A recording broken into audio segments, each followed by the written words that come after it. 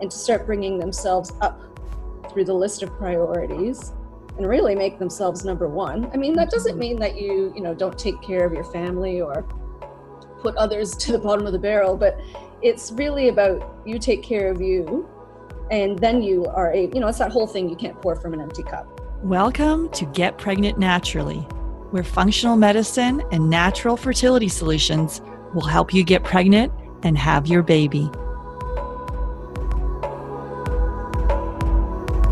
Hey everyone, my name is Sarah Clark, and my mission is to inspire, motivate, and empower you. Most of all, I want you to wake up. So with functional medicine, we can discover what causes infertility and eventually reverse the condition. Today I'm welcoming Grace Miano, founder of Goodness Gracious Health, is a nutritionist, women fertility massage therapist, certified infant massage instructor, and trained doula.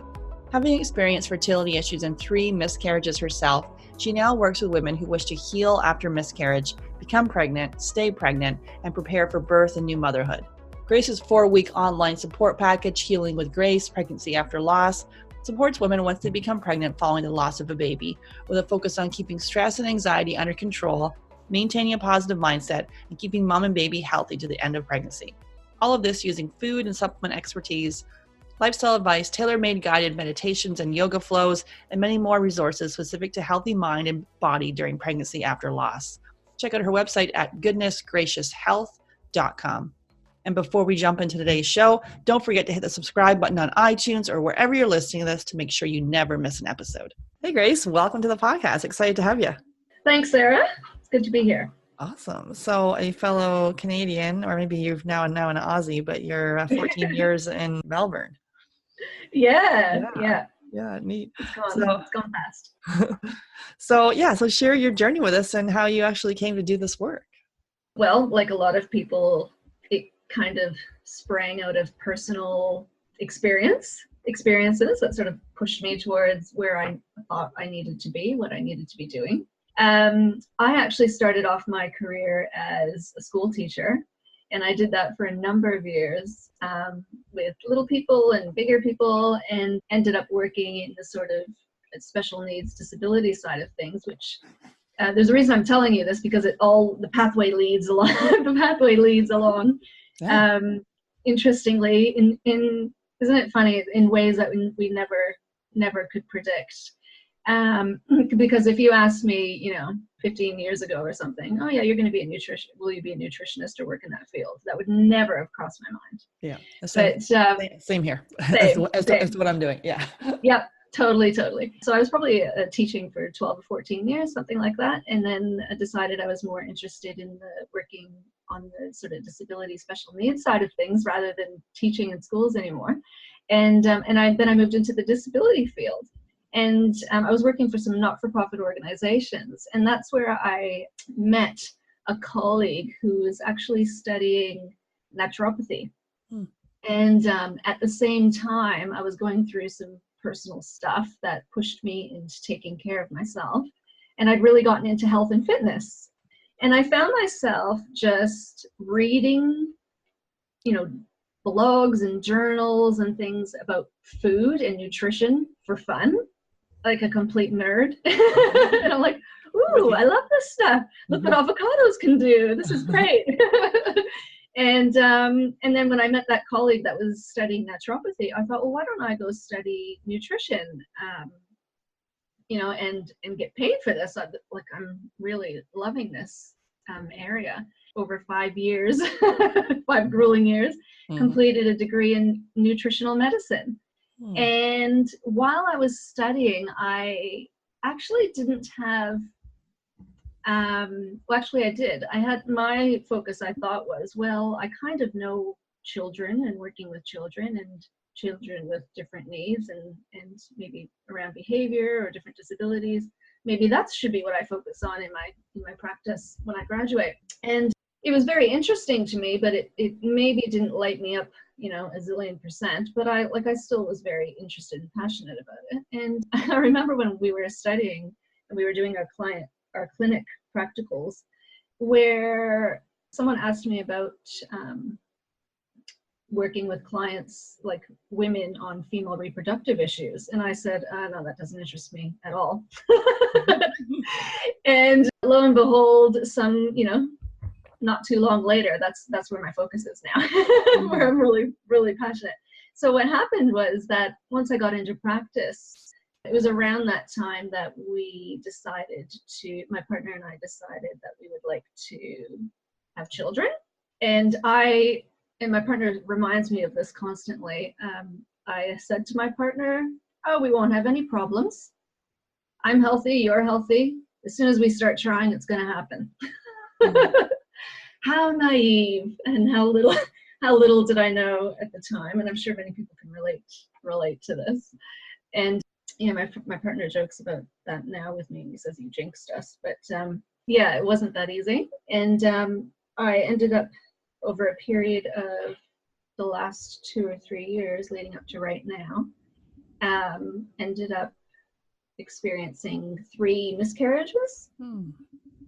And and even to get pregnant the first time took quite a while. And once we did all the investigation, we realized that I had endometriosis, and there were a few other little bits and pieces going on that we never would have guessed. I was asymptomatic, no symptoms around the endometriosis. And so, so there was a bit of a journey there. And that really did push me into more working around the pregnancy side of things, fertility, working with women, and then postnatally as well. So that whole journey leading to pregnancy and during and after. And then once I experienced the 3 losses, then even more moving into that side of things as well. So yes, sort of all that whole path, that path of getting pregnant, being pregnant, staying pregnant, going through loss. That is now what I do. Yeah. It's amazing how we don't, I didn't see myself being a fertility coach. It was never on my radar. And the same with you, it's sort of I find most people that come to this work, it is kind of through a personal journey to, that they've come here, and it's usually a tough journey like yours. Yeah. And so I guess as you talked about, you had 3 miscarriages. Can you sort of just, I guess, share a little bit about that and talk about miscarriage for people? Because I think that the stat is, was it 10 to 25% of people women experience miscarriage? Yes. Yeah. The thinking now is around 1 in 4 pregnancies. Mm-hmm.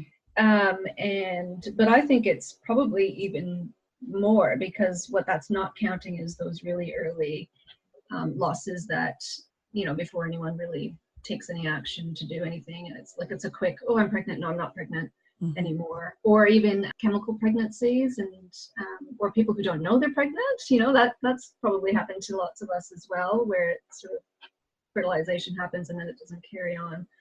So it's really, unfortunately, quite common. And what I like to say to people is, because it is happening around 1 in 4 pregnancies, if you're not hearing about miscarriage happening around you to the people that it's not because it's not happening, it's because you're not hearing about it. And that's the thing. People, and that was a huge eye-opener for me as well. When it happened the first time, I didn't think I knew anyone who'd had a miscarriage, hadn't heard much, from anyone about anything. And I started talking. And, being in the field that I am, I thought, well, I'll write a blog post on this and I'll share. And that's, of course, and a lot of people say this too, other people, that as soon as you start talking about it, it frees other people up to feel like they can say, well, that's, that happened to me too. And, friends of mine that I'd known for quite a while ended up telling that they'd had 1 or 2 or more miscarriages, and I had no idea. So it's really I think it's getting more and more talked about now, but for a long time it's been quite a taboo subject. And I think there's an element of feeling like you've failed in some way, or that something's wrong with you. So people feel an element of shame with it as well. And I know that I knew nothing was, I hadn't done anything wrong or anything like that, but I do remember feeling deep down that I didn't want to, there were some people I didn't really want to go into it with, because I felt like it was a failure on my part, really. And so that's really difficult to deal with. So people don't go around, talking about it so openly as often. So for me, what happened was, once we'd done some investigation after a period of 12 or more months of not conceiving, I had a laparoscope, which is just the keyhole surgery to have a little look around inside my pelvis. That's when they noticed a little bit of endometriosis. They do the usual investigations, checking that tubes are patent, that they're not blocked, and the rest of it. And that can make you quite fertile because you've had a nice little clean out if they remove some of the endo lesions, and they flush through the tubes and things like that. So we did conceive pretty quickly, pretty much right away after that, and which was very fun. And that pregnancy ended up, I started miscarrying with that one around 8 weeks, about 8 weeks gestation. I might also add in there that I, at the time, was either just about to turn 40 or I was already 40 around that time. So there was that on me as well, being told that from all aspects. Extra pressure. I'm old, just wait till I tell you a story about a doctor later.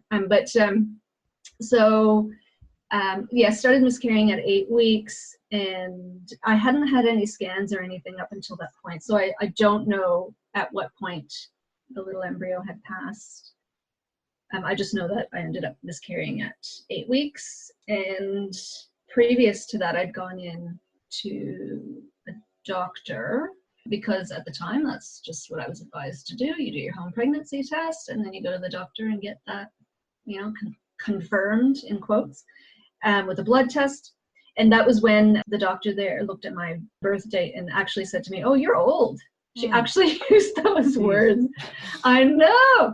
And I was a bit stunned, and I'm like, yeah, okay, whatever. Yes. So I'm really conscious of that when I have clients coming in who are over, God, I think they even start talking like that from about 35. I know, the advanced maternal age is after 35. Yes, advanced maternal age. Yeah, exactly. So I'm really conscious of that. So ended up bleeding, going to a doctor who sent me to the hospital.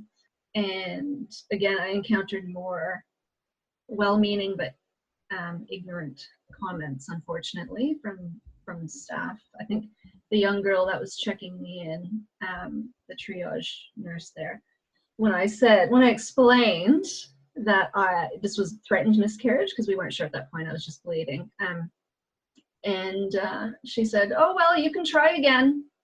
And sort of like, and I always tell people, she did this like weird little fist pump, like, ooh, try again.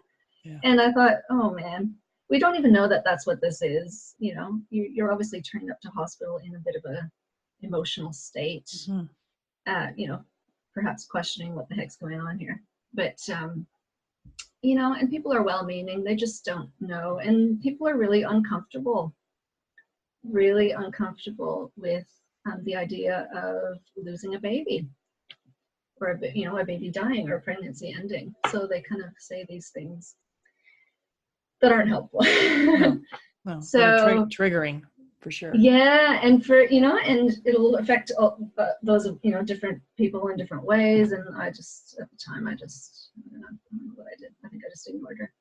But anyway, so through that, ended up completely miscarrying naturally. I didn't need to have any medications or surgery. Didn't need to have a D&C. So I was grateful for that. And that all happened naturally at home. And I think it was either the next month or the month after, we conceived again. And which we were obviously very ecstatic about. And you know, that time after a miscarriage, it can be easy to conceive again if you're ready to do that. Yeah, so that happened. Exciting, really exciting. But unfortunately, again, at 8 weeks, roughly. And again, I hadn't yet had any scans or anything, so I don't know when things stopped, you know, growing and progressing. But about 8 weeks, again, started bleeding. This time I didn't go to the hospital because I felt personally, and obviously everyone's different, but I felt personally at that time that my body knew what it was doing. But I did, I'm getting mixed up on my times. No, I think that's right.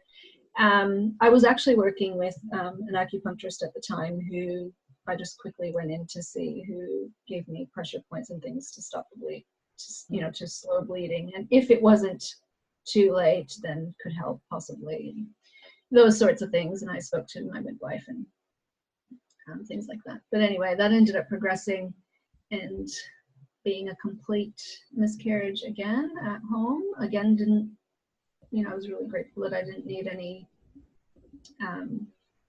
additional support. You know, I didn't need a DNC or anything again. And as I'm sure many of your listeners can relate, who've experienced a loss, leading up to that time, of course, I was really, during that pregnancy, once you've had a loss, your subsequent pregnancies, you no longer take it as a given that it's just going to happen and progress all the way through. So I did have a little element there of concern and worry that it was going to happen again. Mm-hmm. And it did. And so, yes, that was a time, 2 miscarriages in a row. Mm-hmm, and I remember it was in a very short time. And I remember too that, I mean, and I'm sure we'll talk about this a little bit more in the rest of the podcast, but at the time, being a practitioner myself and also working with, you know, fertility and pregnancy and that whole area myself, I initially was trying to be my own practitioner and do it all myself. And I would never suggest that now. No. But it's just way too stressful, which is why I really recommend to everyone that you find people, practitioners, supports, who you can let them take the burden of taking care of you and advising you on what you need. Because even if you have some knowledge in that area, and don't we know that everyone who's going through a whole fertility journey has done more research than anyone. and probably know more than a lot of your doctors and things. Mm-hmm. It's just way too stressful to keep that, you know, carry that on your own back. And that's why working with other people who understand fertility and can advise you is so beneficial. So I think what part of my issue at the beginning there was that I was trying to just force it and do it all myself. I'm going to make this happen. I know how to do it. Maybe I should be doing this. Maybe I should be doing that. I'll take this supplement, or I should change this in our diet. I think I was way too much in my head, sort of working from that side of things and not just sort of connecting in and just allowing things to happen. I think that was probably part of why things didn't work out for me initially. Are you typically more that left-brained kind of masculine doer energy, or what? I was at the time, definitely. Yeah. Definitely more on the masculine side of things. Mm-hmm. Well, this is how I do it. This is how I'm going to do it. And very much applying that to me. I'm going to make this happen. There was no sort of soft receiving or anything like that. Mm-hmm. And so, you know, I think that was in large part perhaps why I wasn't ready yet to be pregnant and have a baby to full term. I don't know. I think it's an important aspect of it. You know, the stress that comes with it. Of course, stress is going to affect everything. So yes, so that's what happened. And so that was 2 miscarriages in a row. And then we went probably another number of months without conceiving again. And at this time, in between there, I sort of took the learnings from those first 2 losses. And I thought, well, maybe, you know, that's when I started looking into perhaps more not being so much on the masculine, and perhaps, you know, having a bit of balance with some feminine side of me, and you know, that sort of feminine mother myself, receiving, allowing myself to work with others. So I found, you know, I went and worked with my own, you know, I'm a nutritionist, but I went and worked with another nutritionist who's very experienced in this area, Chinese medicine and acupuncture, and quite a few different therapies actually that I found really supportive and helpful. And I still maintain that sort of way of working with my health even now. You know, I surround myself with other practitioners and not just try to do it all myself. And so in there, that's what so I started doing all of that, and started seeing a fertility specialist who wanted to do some more investigation. And so by this point, it had probably been more than 12 months since the first laparoscope that I had. And that first laparoscope, the surgeon that I had was a gynecologist. Now, I'm not sure how it is over there, but here in Australia, a regular gynecologist doesn't do the extra training for endometriosis excision surgery. So when I had that first laparoscope, and this is worth keeping in mind for people who are having investigations done, when I had that first laparoscope, and at the time I didn't know any better either, he just did ablation, so he just sort of zapped the endo lesions, and that's not the understood sort of gold standard around how you treat that. So I went with an excision specialist, and he said, let's do another lap, and we'll do things a little bit more thoroughly. Also, an excision specialist will look all around your bowel and everywhere, whereas probably the first gyno didn't maybe go too thoroughly all around the abdomen and everywhere. So he was very thorough and excised. So he cut out the endo lesions that he saw, and we saw some in some really fun places, like on the bladder and you know, further up in the abdomen, and not everyone knows that they can be anywhere. So yeah, so he did that, and again, being quite fertile after, you know, having everything sort of cleaned out, and we conceived again. So this was now probably 1.5 years ish, unless I'm getting my dates mixed up, since we first began the journey. And we were very fortunate to conceive again.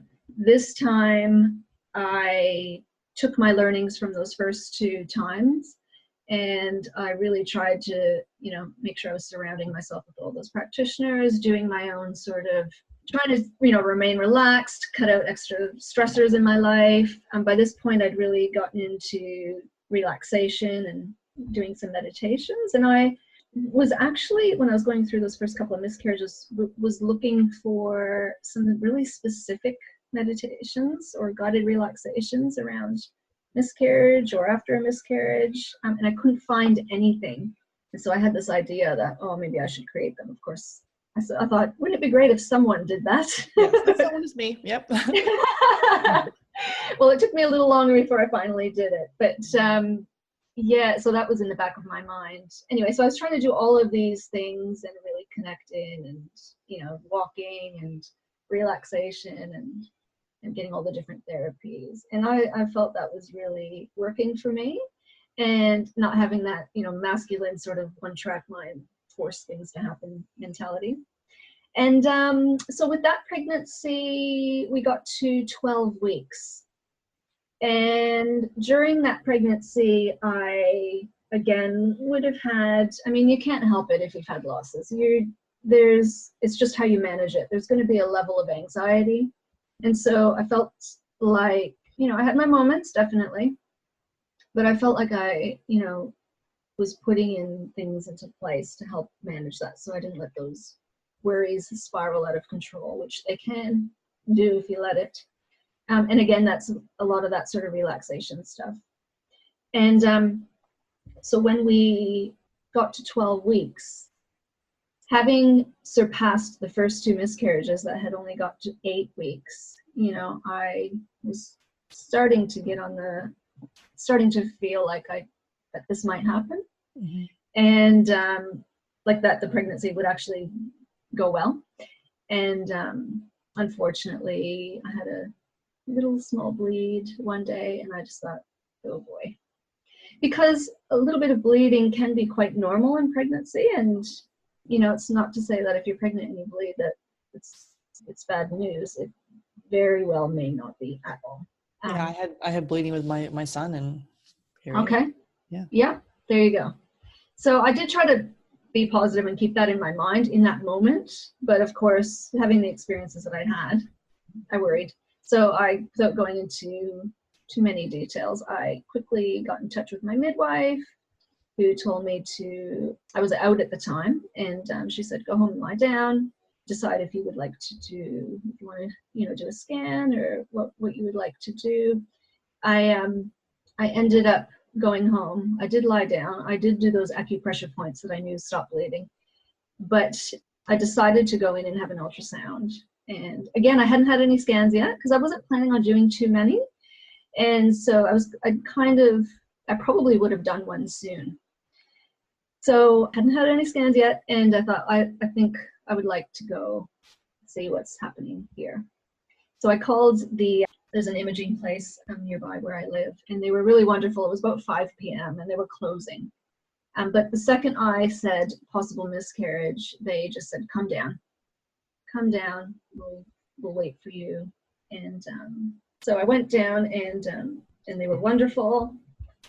Fit me in, a really lovely, compassionate doctor did my scan. And unlike the first time I'd gone to hospital and had some quite uncomfortable hospital staff who maybe weren't as compassionate, this experience was different, where I had lots of really compassionate people there. So we did the scan, and I could see they do it really well at this place with a huge projection up on the wall in front of you, and we could see a beautifully formed baby straight away, and I hadn't seen that before, so that was really great to see.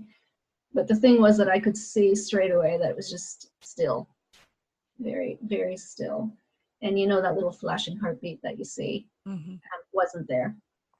Straight away I could tell that. And he hesitated a moment and said that beautiful phrase that many people have heard, and he apologized and said there was no heartbeat there, and even though I knew, of course, I immediately burst into tears in front of him.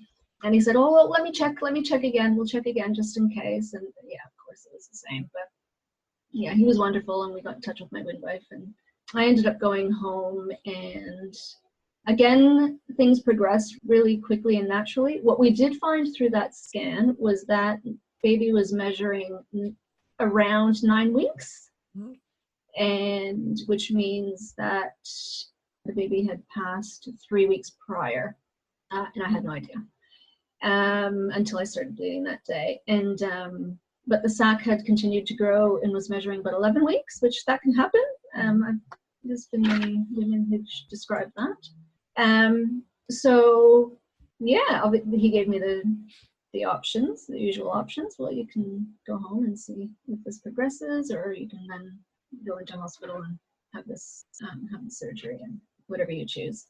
Really interestingly, with this miscarriage, unlike the first two, which was really the first two, and I suppose because they were earlier on, and who knows how much earlier on than the 8 weeks before I actually miscarried them, those were more like just heavy bleeding for a little bit. This one was, I would although I haven't been through labor and birth, I would compare to, I've described it as a mini labor and birth to people. And that's one thing I think people don't think about, is if you're pregnant and then go through the loss of a baby, if you haven't had a D&C, you are birthing this baby. And it's different for everyone, but I've spoken to many women who've gone through what feel like little contractions, and then, you birth this baby. Mm-hmm. Yeah. So yes, that's what I had. I had what felt like bad cramping, and because I don't get that with my cycles and periods, it was unusual for me, obviously for a reason, but quite crampy. And then really, and I found all this really fascinating as well, because it's also my field. As sad as it is, it was also interesting to me. When I actually had a little pop and gush of the water breaking, even at that early stage. And as soon as that happened, the pain from the little contractions subsided. Really interesting. And then sometime later on, I could feel that baby was ready to come in, and that happened as well. And very different experience that third time, because now I had the first two times that there was no, I didn't see a little embryo. There was a little bit of placental tissue, but this time was an actual little fetus, little baby with a little placenta. And I tell these stories and I give all the details because it's normal to me. But some people, I find, they've never heard anything like this, so they just don't know how to take it. Yeah, I think it's really important to be able to share these details that you've shared, right? That is because people that have been through miscarriage, this is what they experience. Not everyone is the same, obviously, but being able to give voice to this, because a lot of times, even with miscarriage, sometimes we haven't even told anyone that we're pregnant. So then there's no one to even say yes, to help manage all the emotions and the grief around the miscarriage, and you're even further isolated. Yeah, totally. That's actually a really, really great point. So how can friends and family show support during if there's a miscarriage going on? Obviously, they have to know about it, first of all, is the first step. But what are some things they can do to share a part, to show support? I'm actually really glad you asked that question, because it's really important. And it seems to be, at first thought about it, you'd think it would be something really easy, like, well, of course people will support you and etc. But I think in situations like miscarriage and other grief as well, grief and loss situations, it may not be supporting the person in the way that people think. So the way we try and help people after situations like this, like having a miscarriage or a stillbirth or losing a baby, is to try and cheer them up, give them reasons or excuses why this happened, maybe give them solutions, give them a whole, next time, etc., etc. The whole trying to silver lining it. And that's where we go wrong. So I highly advise anyone who's listening or going through this experience and perhaps have friends or family asking them, how can I support you? I'm really blunt with people, and I say to them, just do not try and cheer them up, and don't try to silver lining it. The best thing that you can do for someone who's experiencing a miscarriage is to just be with them in their pain and their grief, and just let them feel it. Let them feel pain, let them grieve. If they want to talk about it, let them talk about it. The best thing you can do is just to be there, and mostly just to listen. And we've all, in my world, I hear about this a lot, so I was going to say, we all hear those stories around people saying, things like, well, at least you can get pregnant. Oh, well, you already have another child. Focus on them. It wasn't meant to be, or it's God's plan. Those things don't help. And even if you come to those realizations yourself, like for me personally, going through 3 miscarriages, I came to the realization that I felt I needed to go through those experiences for a reason, and I learned from it. But it's not helpful for someone else to come up to you, especially in the initial stages, and say, oh, well, it wasn't meant to be and there's a reason for it. That doesn't help you when you're in the middle of grief and pain. So on the practical side of things, if there's, things that you want to do for them, things like supporting them with providing them with maybe some meals, or help them with home stuff that they might not be up to, like washing their clothes, babysitting if they have other kids, if they're not up to walking their dog, that kind of thing, little practical things they might need.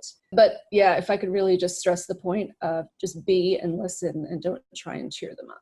Yeah, that well-meaning advice just sort of lands in the wrong spot. And it can really stick with you when you get some of those comments, like, oh, well, it was early, so it wasn't a real baby, or, it was just a bunch of cells, like stuff like that. And the intention is, you want to make them feel better about it, but that's not going to make them go, oh, yeah, you're right, I feel great about this. Yeah. It's not helpful. Yeah, it's not helpful. Yeah. So I guess when we're ready to start trying again, and everyone different as to when they're going to feel they'll feel right. Yes. What are some steps to take to look into potentially if you've had repeat or recurrent miscarriages? What are some steps to look at there? Yeah, and you're right about how it's very individual, absolutely, and individual around timing, individual around how you're feeling emotionally, individual around what's happening with your body physically, and perhaps what other issues are going on with you. So there's a couple of sides to it. When I have someone come to me who says, look, I've had a miscarriage, or I've had 2 or 3 or 8 miscarriages, and I'd like to try and conceive, we feel ready to try and conceive again. I look at things from several perspectives. One of them, of course, is the whole physical side of things, health-wise, what's going on with them. And testing can be very useful, especially if you've had more than one miscarriage. It's very common for one miscarriage to happen. Once you start hitting 2 and 3 and a few more than that, sometimes that's still a rare fluke. I mean, I had 3, and who's to say, that there was a major issue? There were no major issues, I should say. But with others, once that starts recurring, there is usually something going on that we need to look into a little bit more closely. And depending on where people live, what country people are living in, and I'm assuming you have listeners from all over the place, but in some places, this isn't looked at until after 3 miscarriages. And depending on where you are and what you can access, I know in the UK, unless something's changed since I last looked at it, they don't do screening until after 3 miscarriages. I know I personally, over here in Australia, after I had 2, the first one I thought, well, that's common. Once I had a second one, I insisted on going in and having some testing done and just having that whole miscarriage screen. And I recommend that to people to do as early on as you can. Maybe not after the first one, because like I said, that can be quite a common thing and doesn't suggest that there's anything going on. But perhaps after the second miscarriage, if you can. And that will look at things like blood clotting disorders, karyotyping, all the genetic stuff. I'd want to see a full thyroid panel, hormones. There's a lot you can do through bloods. And again, depending on where you are, you might have to pay for that. I'm not sure in Canada if that stuff's covered or not. Yeah, covered. Yeah. Okay, that's great. Here in Australia, some of it was covered and I had to pay, I don't know, $200 or $300 for the rest of it. But I was happy to do that because I wanted information. And to know information is empowering, so you know what to address. So, and that's the blood side of things. Then, of course, you could be doing ultrasounds, looking at the uterus. People have different shaped uteruses, and or is it uteri? I don't know. Yeah. Also uteruses. Some people have a heart-shaped uterus, or different things that might affect the embryo implanting and staying implanted and growing. It might be that there's a high natural killer cell count in the uterus, but that's something that's not found unless you do a biopsy. So those things are a little bit more intrusive, a little bit more invasive, and particularly looking at things like having a laparoscope to see if you have endometriosis, and there's a whole lot of stuff you can do there. And unfortunately, those things can't be discovered unless you do an invasive procedure like a laparoscope. But initially, we can start with all those bloods. And I want to just add the male side of things. So if it's a male and a female partner, then the male accounts for 50% of the genetics. And I think that's often forgotten. I'd like to be hopeful and think that, and say that we're getting a bit better at that in the mainstream medical field of looking at the male partner, but often the focus really focuses on the woman, doesn't it? Mm-hmm. So 50% of the genetics are coming from that man and his sperm, so that needs to be looked at too. And often, even when they do have that looked at, so I would suggest, and how in depth you get into this depends on how far into your journey you are and what, if you're having multiple miscarriages and things like that. But you can be looking also at karyotyping and genetics and chromosomal factors. But even just those men who have a semen analysis are often told it looks great. But when I get my little hands on it, I can see it's not fantastic. Because a lot of the time, the reference ranges that they look at to see that, oh yeah, it's a good amount of sperm, or it's good motility, or, the morphology looks good, is based on really low standards and mainly around IVF. But if you're not doing IVF, if you want to conceive naturally, then you need higher levels of all that stuff. So because, to do something like IVF, you need a lot less sperm and a lot less good quality sperm to make it happen, especially if you do something like ICSI, where they actually inject a single sperm into the egg. But so for natural conception, yeah, those need to be a bit higher. And I see a lot of men who have really low morphology, and morphology is the quality of the sperm.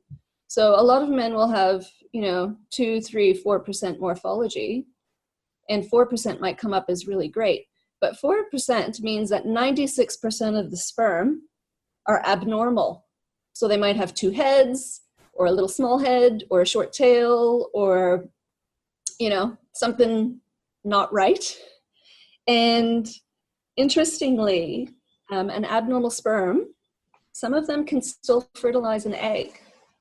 So it's worth keeping that in mind, that, a lot of the time it'll be the fact that it was poor DNA coming from the sperm that maybe caused the embryo not to continue, or the fetus not to continue to develop. So that's half the story there. So I really insist on getting male information and trying to get the male into the initial appointment at least to get started. So that's all that sort of physical health side of stuff. Oh, and definitely surround yourself with whatever practitioners you can afford. I'm really huge on that. Build a team around yourself, not just the medical side of things, but also the natural side of things. There's a whole lot there. And if you're sticking with people who are really focused on fertility and are specialize in fertility, then you're going to make sure that you've got people who know what they're talking about and are really experienced and have had a lot of success in this area. So, and not just fertility, but also miscarriage, if that's what's happening for you. So on the other side of things, and which I think is equally important, is the emotional mindset, stress side of things. And for some of my clients, I do believe that is actually the determining factor as to how things progress moving forward. You can do all the testing, supplements, whatever you want.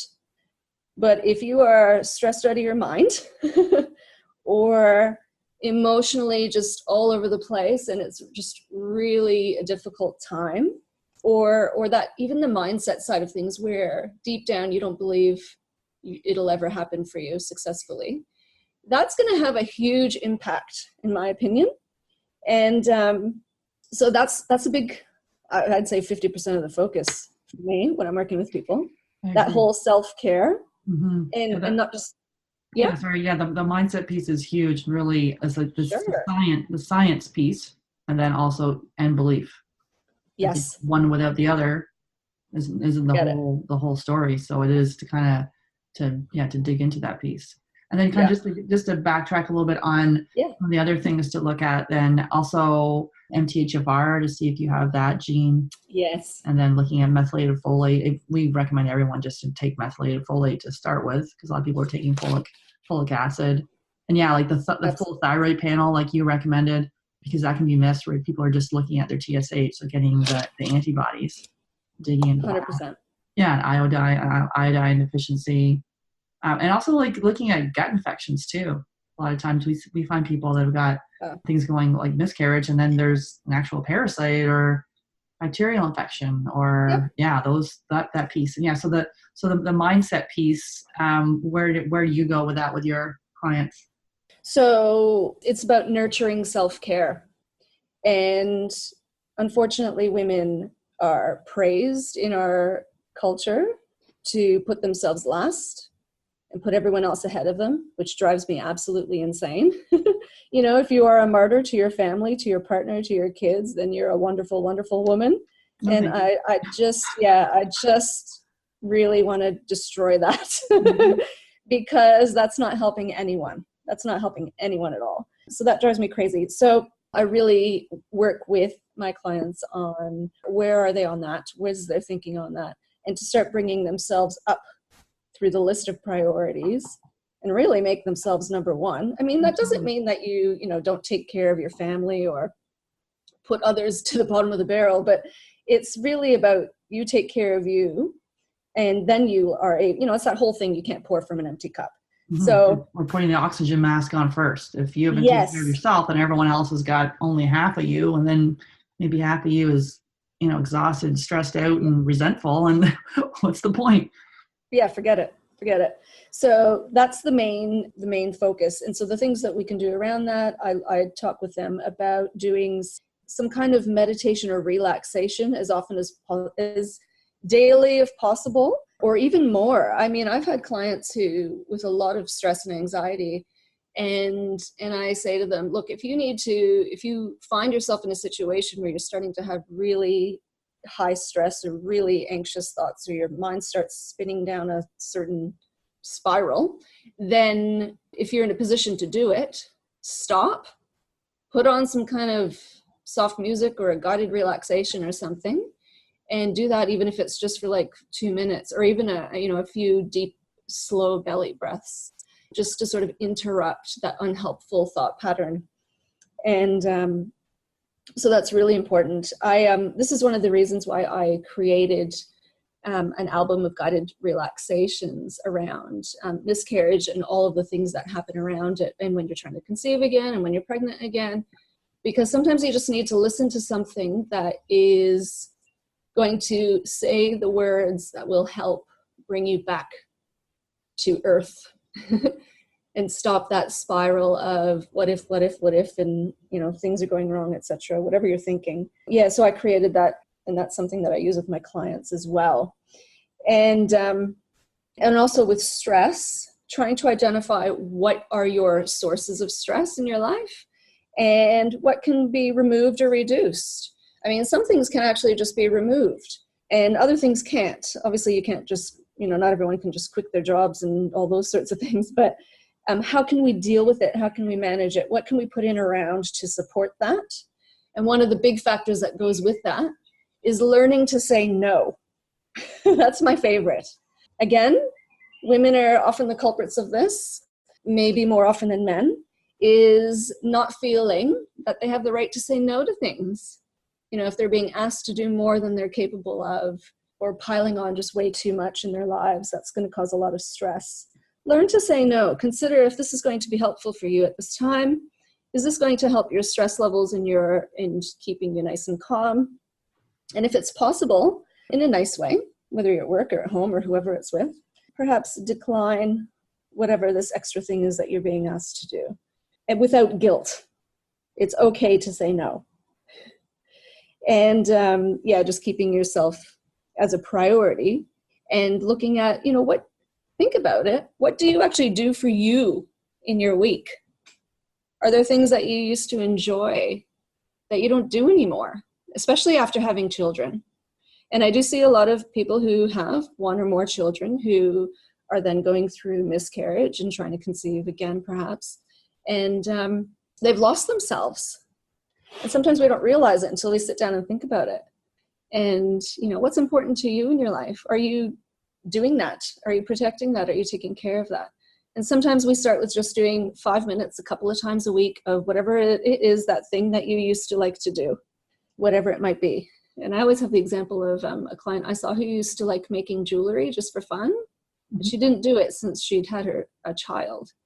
And we found a few minutes a week, just a few minutes, where she could like sit down and do a little bit of jewelry making. And it made a big difference for her.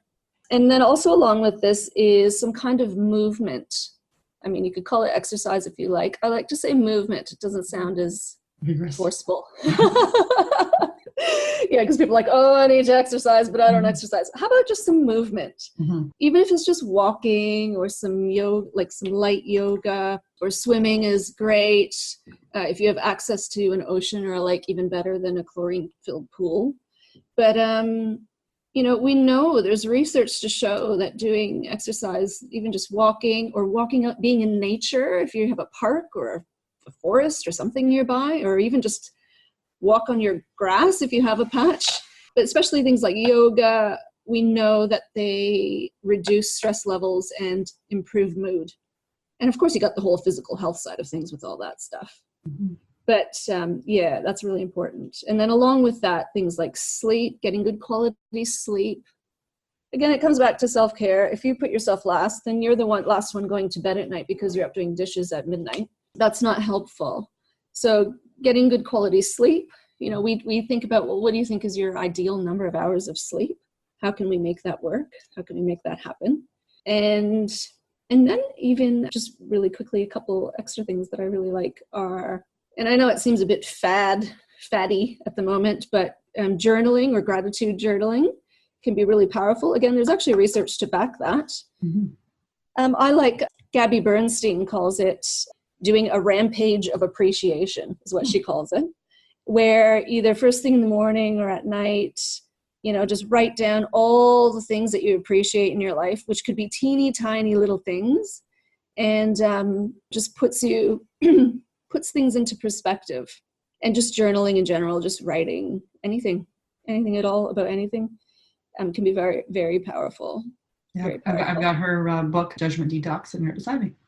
Oh, awesome. I haven't read that yet. Yeah, it's awesome. Yeah, so that's amazing. And, you know, just putting it out there. If you're wanting to heal from one or more miscarriages and try to conceive, if you're wanting to try and conceive again, it's that whole idea, just trying not to force things, which I personally was guilty of initially. You know, and being a practitioner, I'm like, oh, I'm going to make this happen. I'm going to do this with diet and these supplements, et cetera, et cetera, et cetera. Real masculine way of thinking. And, you know, and real sort of type A, which a lot of us are, personality. But this is about just surrendering, receiving, and trusting. Trust that it's going to happen. And if you are working with people that you also trust, then you can unload that burden. You know, whether that's if you're working with a fertility coach or a doctor or a nutrition professional, you know, herbalist, Chinese medicine, whatever, all of that will allow you to unburden yourself and just let them surround you with that care that you need while you focus on the things that you can. I actually, I have an ebook that has all this stuff in it that's up on my website, but yeah, really that emotional mindset side of things is really important. Really important. And any quick diet or supplement tips you have there?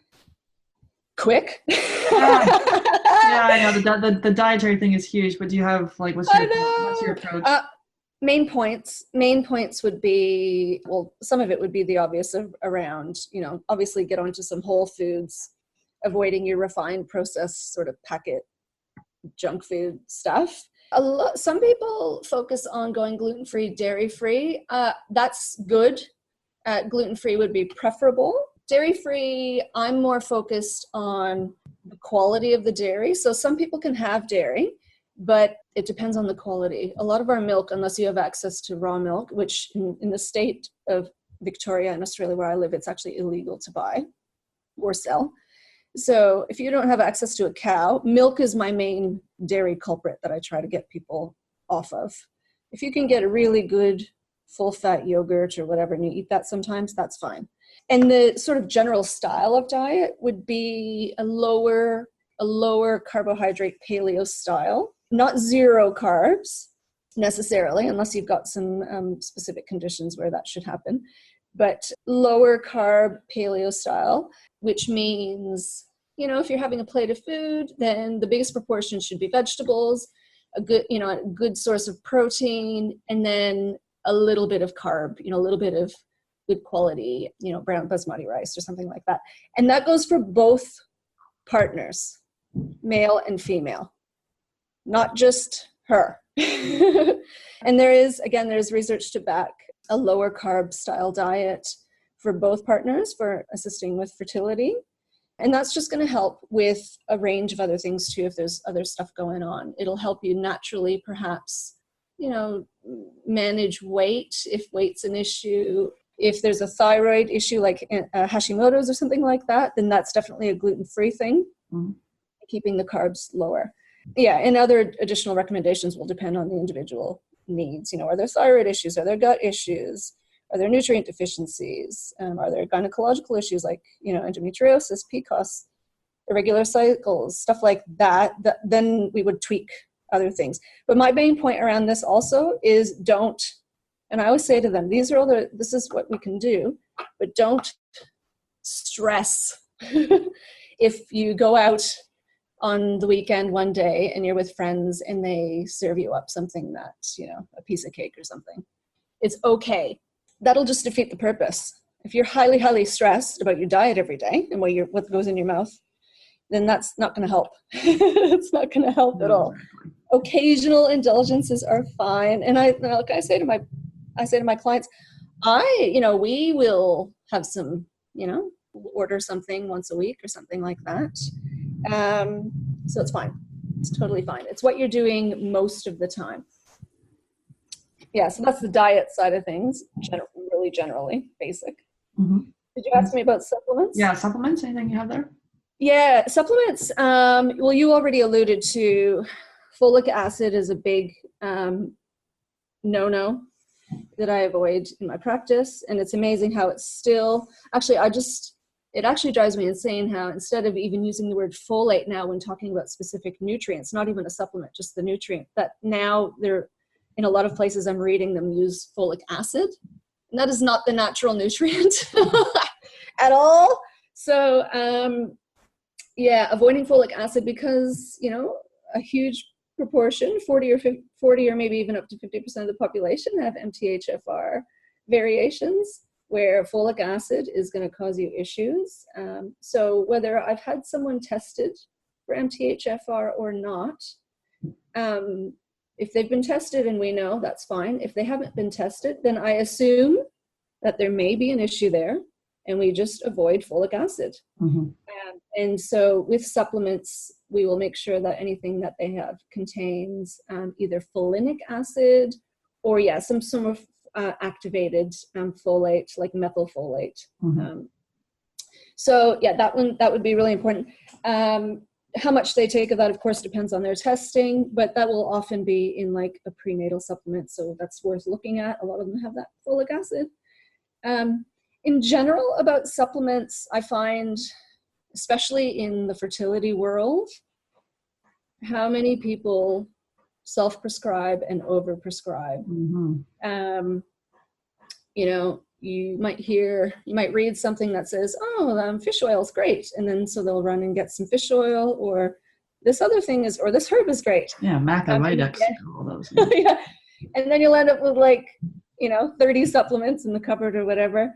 And I have to say, even as a nutrition practitioner, you know, a professional in this area, I mean, this is my training. When we were early on in the piece, because it was me, you know, your brain kind of goes out the window. Because it was for me, even I was listening to all that stuff, and I was just building and building until I finally realized, look, I need to work with someone so they can advise me and I can stop. Mm-hmm. It just causes so much stress. It's just, again, high stress situation. Oh, well, then you hear something, oh, maybe I should be taking that. Maybe I should be taking that. And should I be taking that? And how much? The other problem with just running off and picking up all your own supplements willy-nilly like that is that a lot of them are really poor quality. And so they're not even possibly doing what you think they're doing. Or they might not be at therapeutic dosages. And you might need maybe a little bit of advice on how much you actually need to take to make it effective. I know there was some research done a little while ago on American supplements. So I'm really wary about stuff that you can buy online, American sources, that there was a huge percentage of them that didn't even contain the nutrient that they said it was, that was in there. Mm-hmm. And that just scared me. And I just thought, oh my God. So just being really careful if you can, alongside, whoever else you're working with that's supporting you. If you're going to be wanting to take supplements, if you can manage it, I really highly recommend seeing someone who's actually trained in prescribing supplements, which unfortunately will not be your doctor. Unless your doctor's gone off and done additional training in nutrition, they will have very little knowledge on exactly what to do with supplements and what supplements are most effective. And that's where you need to find some kind of nutrition professional, whether it's a nutritionist or a naturopath or even some Chinese medicine practitioners, and there are a few others. And they can advise you. As a general, there are a few general things that you can do that won't harm you. And that will be helpful until you can sort of get testing and figure out what you do need individually for you and your partner. Things like a good prenatal supplement, like a good multi. And when I say good, I mean good quality. Ask, don't buy it in, like a grocery store, supermarket, or pharmacy. Those people in there won't be carrying the best quality stuff, and the people working there won't have the knowledge. At the very least, go to a health store and ask whoever's working there, who hopefully maybe has some knowledge on what their best quality supplement is for what you need. So if it's going to be a prenatal or a good multi, that's both of you, male and female. Things like probiotics, get that gut health into a good place. Again, asking for a good quality one. Without testing or knowing anything about you, then just generally go for a good multi-strain probiotic. It would also be helpful to take, again, I keep saying good quality, but I have to stress, because if it's not good quality, it's more harm than good. Mm-hmm. A good quality fish oil.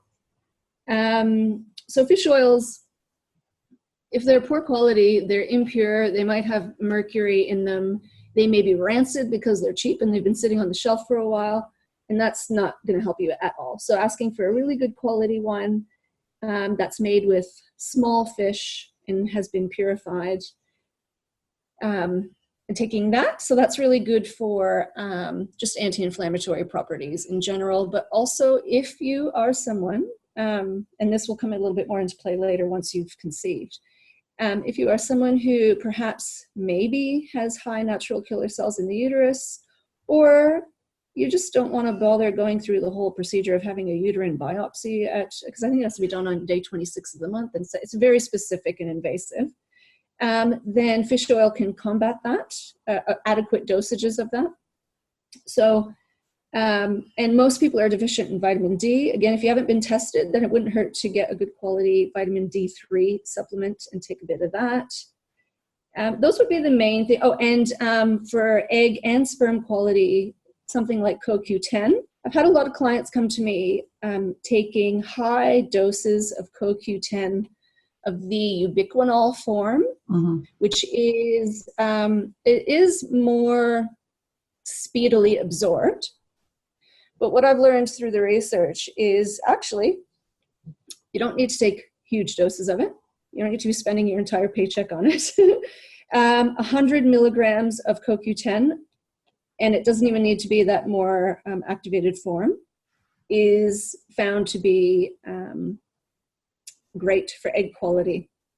So that's one thing you can take from this. 100 milligrams of either form. It just means the other form just takes a little bit longer to absorb, but it still will.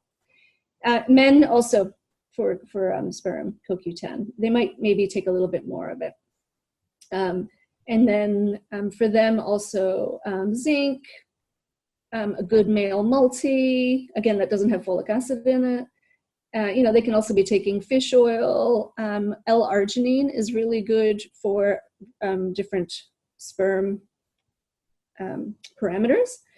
And the other thing I would highly recommend for males, if they have low sperm count, low motility, low morphology, is to see some kind of herbalist.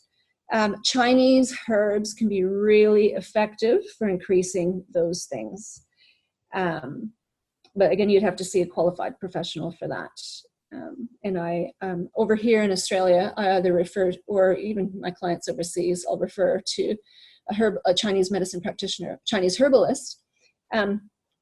Or there are some formulas that some nutrition professionals have been trained in, like me, and there's one I particularly use. That can be really effective. Yeah, and I think, we could go forever on supplements, but that's the main thing. The main thing is, if you can get on the general stuff, get good quality, as best quality as you can manage, avoid folic acid, and if you can manage it, see a nutrition professional who actually knows what they're doing with prescribing supplements. Stop Googling, stop bringing more stuff in, and stop stressing, because there are millions of supplements you can take that are effective. It doesn't mean you need to take them all. Find someone who can advise you on a good, range, and just stick with that and trust them. You need to trust your practitioner. And relax, let it happen. And any success story you'd like to share with listeners? I've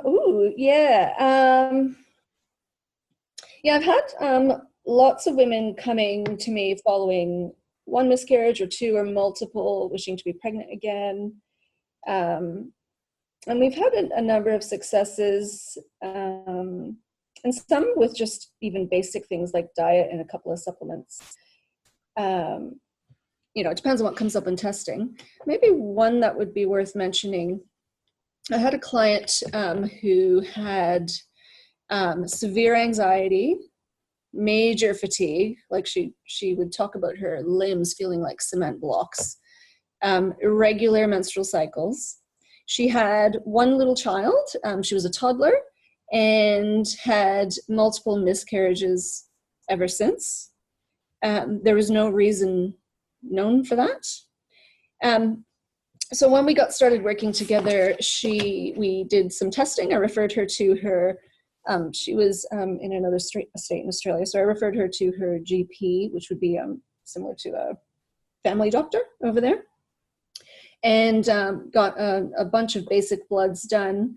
That doctor referred her to a fertility specialist just for the miscarriage screening. By this point, if you've had several miscarriages, let's look into what may be going on there, so we can attend to it. So she went and had a whole lot of testing.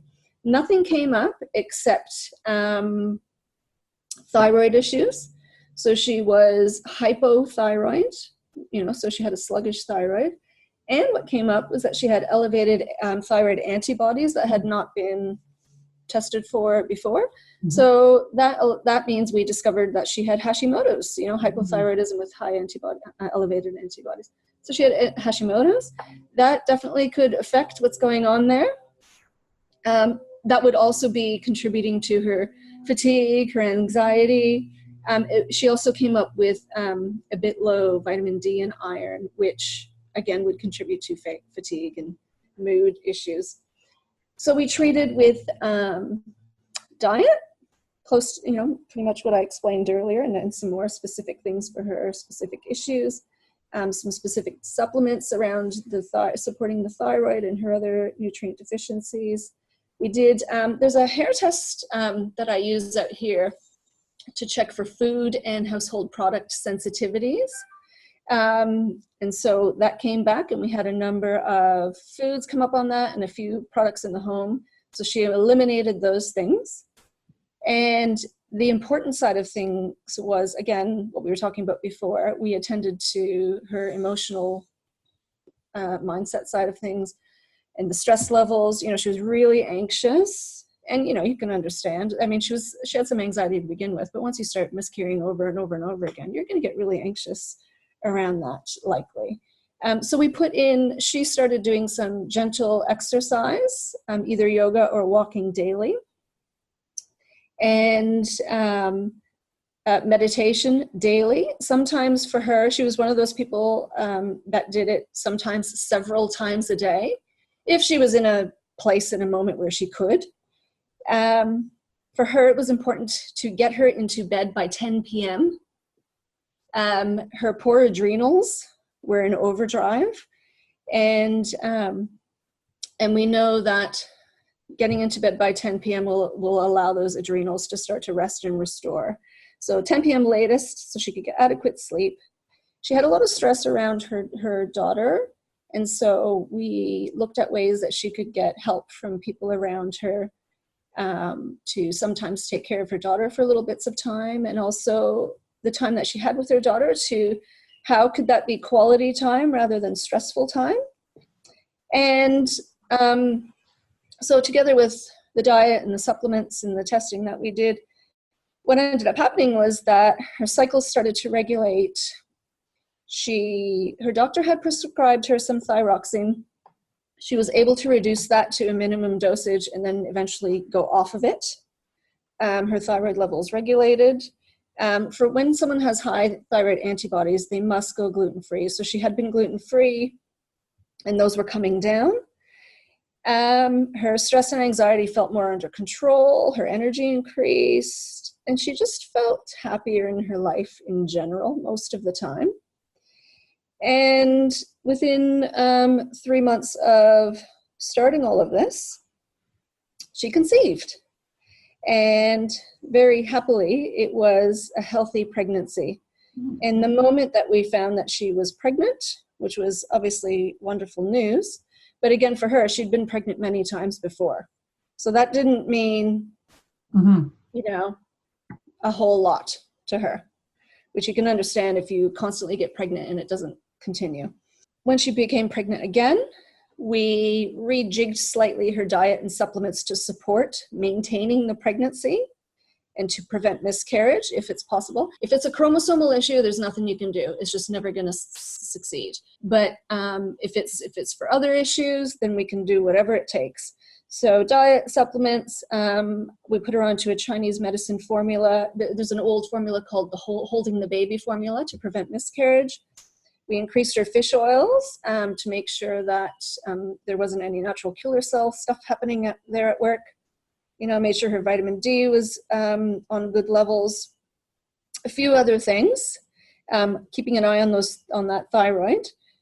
She did some regular acupuncture, all that sort of meditation. I can't remember if she was journaling, but anyway, she was doing the exercise, the meditation, watching the stress levels, sleep. And one thing that I also really like for people that I think can help, especially once you become pregnant, is visualization, where we would, and also it acted like her relaxation and meditation, because she would lie down and just visualize this embryo growing healthfully, you know, in a rich, hospitable environment in her uterus, and becoming bigger and more pregnant, and, you know, a healthy baby growing, and even through to visualizing the birth and holding the baby afterwards. She found that actually really helped keep her connected with the positive side of, you know, this could work, this could happen. And then she also continued with, she switched over her meditations from the Trying to Conceive. She was listening to some of mine. So she had been listening to the Trying to Conceive meditations, as well as some other stuff. And she now switched to the Pregnancy After Loss focus when she was doing her meditating and relaxing. And that also helped her along to keep not to spin into, again, that whole spiral of worry, which is going to happen sometimes, for sure. I've been there. But just to keep a lid on things alongside all the good physical stuff that she was doing, all the good, health stuff. So yeah, that was a wonderful, wonderful outcome. And she had a little boy, and everything was great. Everything was great. Very nice. Very nice. Yeah. Yeah. And so you've got with Insight Timer, I think you've recorded something through there. It's a 20-minute meditation. Yes. One of the, yes. And that's something that I'll share with you the link so everyone can have free access to that. One of the meditations that I did was the miscarriage one. So for someone going through or just around that time of miscarrying or just after. Yes, so that one's up on Insight Timer, and that's free. It's a free app, and that's the free one there. Yeah, it's 20 minutes. Nice. And then you have a free gift for the listeners. Can you share with what they get with that? Yeah, I thought it would be nice to go along with all this information that we keep talking about here, to allow your listeners to have my ebook at no charge. Okay. And so that ebook contains pretty much everything that you asked me about and that we talked about here today. And specifically for people who are wanting to heal after their miscarriage and are trying to conceive again. So that contains, I can't remember how long it is, a bunch of stuff, a bunch of relevant information. And where can they access that then? I'll send you a link that people can click onto and go through and download that. Amazing. Awesome. Well, thanks so much for coming on the podcast today, sharing your words of wisdom around this topic. It's very, it's very obviously very sensitive, and then you've got firsthand knowledge of this and now helping others. So it's really powerful to hear your story and then successful stories of people that you've helped. So thanks so much for coming on the podcast. Thanks, Sarah. I love to talk about it and talk with everyone about what they can do. So awesome. Yeah, thanks for having me. Thanks. Hey there, Sarah Clark here. So are you struggling to have your baby? First of all, please know that my heart goes out to you. I support couples worldwide who are struggling with infertility to conceive and have healthy babies. Women like Rita, who gave birth to her beautiful daughter after following my fertility coaching system. Or Danielle, who after 2 failed IUIs was able to get pregnant after a Supercharge Your Fertility Discovery call with me. So here's how you get my help for free. So I offer a free Supercharge Your Fertility Discovery call, and on that call, I'll create a plan with you that is going to help you fast track your success. So this call is not for everyone, and I'm really picky about who I get to speak with. And I have a strict but totally reasonable criteria that needs to be met in order for us to move forward. So here's who I can help. So first of all, you need to be able to explore your infertility diagnosis in a new light. So this offers for people who are open-minded, they're coachable, and if you can do that and want to double or triple your chances at the fertility clinic or get pregnant, awesome. So let's get on the phone and chat. Also, you must be an action taker. So someone who's committed to seeing results, you're able to follow directions. Don't worry, I'm not going to ask you to do anything bizarre. But if you're one of those people who like to consume a ton of information, but don't like to spend time implementing and seeing results, then the call's not really for you. So I only want to spend time with people who are genuinely committed to their own success.